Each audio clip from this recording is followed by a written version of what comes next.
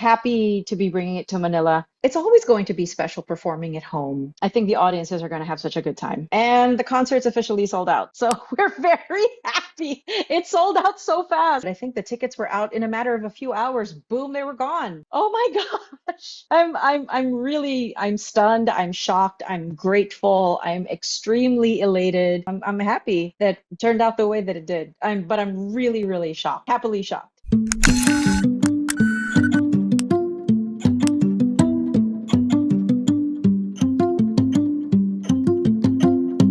What inspired you to create stage, screen, and everything in the first place? Oh, well, in the first place. I think with each time that we go on tour to a different location, we always, after going, say, we've been to the UK quite a few times, so we can't always just do the same repertoire. Much like the concerts in Manila, after a while, we have to think of a theme. We have to think of a repertoire, stuff that's a little different, stuff that people don't always associate with me. And so with this, when we were brainstorming stage crew and everything in between, which would encompass music that is either from the stage or the screen, or in some cases, both, which was a lot of fun. We were trying to determine, like what music would be really, really cool to perform, stuff that was new to audiences' ears and new for us as the artists performing the songs. And we found ourselves, in doing this repertoire of which was a great mix of stuff that was old and stuff that was much more new and familiar to a younger generation. And we would also sometimes juxtapose songs that were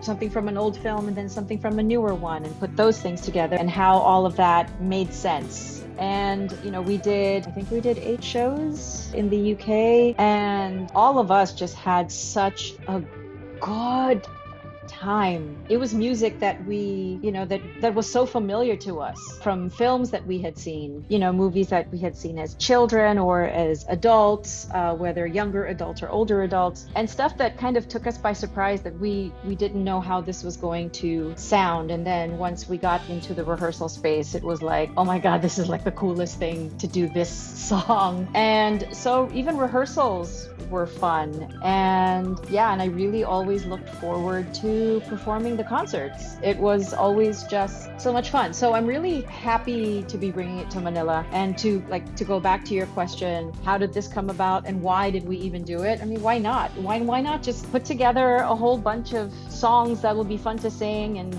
we'll make sense of everything later. But even in constructing the repertoire, we really made sure that everything followed the title. And in Gerard, who's our musical director, he enlisted a whole crew of amazing arrangers and orchestrators that put all of this together. And it was like I think they all outdid themselves.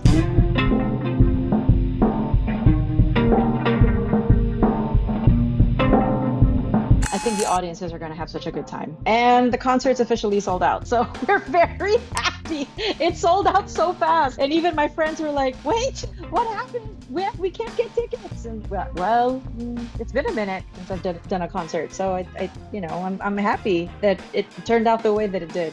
But I'm really, really shocked. Yun na nga eh, the tickets literally were out for what, like 5 hours, I think. I mean, the folks at Solaire will probably be able to confirm, but I think the tickets were out in a matter of a few hours. Boom, they were gone. I don't think tickets for my concerts have ever sold. And so it's like, oh my gosh, I'm stunned, I'm shocked, I'm grateful, I'm extremely elated. I definitely have to text everybody in my family and just to tell them that this is happening, and I think my brother will be very, very pleased. I wonder if this is your first time to perform in Solaire. Oh no, I actually opened that theater. Yeah, I was at the opening ceremony of the theater at Solaire. I sang it. I think it was ABS-CBN Philharmonic. Gerard was conducting. I still remember that I sang and I Dreamed a Dream and On My Own mashup for it. It's not my first rodeo in Solaire. There have been a few things that I've done over there. I think a couple of some private corporate things. The run of Sweeney Todd in Manila was in Solaire. Not my first time at that venue, and it's a venue I think that I'm really comfortable with because, I opened it and I've performed in that place and have had photo sessions in that place and a whole bunch of stuff. It's nice to be able to go back to a venue that you're comfortable with and where you've worked with the folks in charge and enjoy working with them. Yeah, I think the first time was over 10 years ago, I think. I can't remember what year Solaire opened. What makes performing here special to you? It's home. It's always going to be special performing at home. And it's been a while. I mean, the last concert that I did in Manila, I've done performances like corporate this and whatever. I just opened the Solaire North, so I was just home. It's always special because it's home, and it's been a while. 2019 was the last PICC concert that I did. And then the pandemic happened. And although I have done concerts since the COVID lockdowns were finally lifted everywhere else in the world, the one place that I wasn't able to do shows was in Manila for whatever reason. And I'm just glad that we're going to do this, and it's possible again to do concerts at home, and I'm really looking forward to it. Yeah, and I'm looking forward to presenting this particular concert because we had so much fun doing it in the UK. And I have a feeling that the Filipino audiences are going to take to it. It's stuff that I love. My taste naman is not, hindi siya malayo. My taste is not highbrow as far as that kind of music. Yeah, it was just so enjoyable. So I'm hoping that the audience feels how much fun we're having on stage, and just want people to just sit back, and the seats at Solaire are so nice. Just sit back and just enjoy the music. And whatever happens.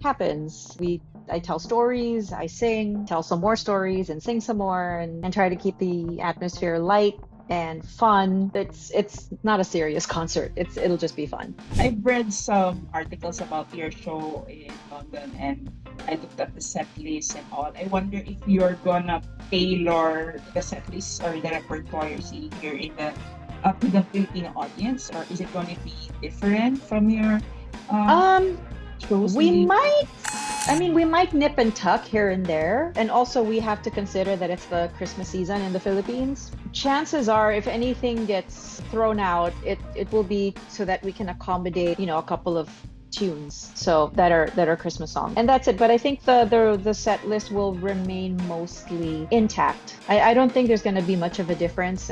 Obviously the most fun stuff from the set are going to have to stay. Yeah, so Gerard, Josh, and I are probably going to figure out, okay, what are we going to cut? What are we going to replace? Do we have charts for this song that we're going to replace that song with? And yeah, so we have to just get all our ducks in a row, and that's it. So there will not be any major changes, but I think it's imperative that we accommodate the Christmas season. I want to definitely sing Christmas songs, and I have a Christmas album coming out, and the album drops 3 days before the first concert in Manila. We'll see if we pull anything from that, or if we do something that's not on the album. I don't know yet. We haven't determined that. So we're going to probably have to get a meeting together to determine those kinds of things. Have to sing something to celebrate the holidays.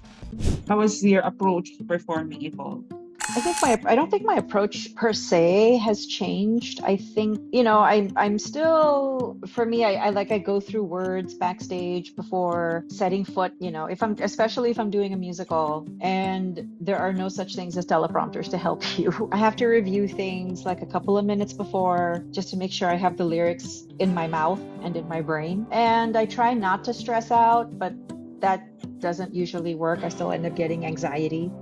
But it's the kind of anxiety that I anticipate getting because I want for the audience to have a really good time. So I don't like it when I don't get jitters or cold and clammy hands. As Gerard says, if you get the cold and clammy hands, it means you care. So I think for as long as I keep getting those, keep getting the nerves and keep getting the what if something happens kinds of intrusive thoughts that that enter my mind. If that still happens, then I have to keep on going. It means that I care so much about what it is that I do, that I get that feeling. And it happens despite how prepared I am. despite the amount of preparation, I still get those butterflies and those jitters. But as far as the actual approach to performing, for me, it's just be really be as prepared as you absolutely can be, but at the same time also leave room for improvisation and just have fun.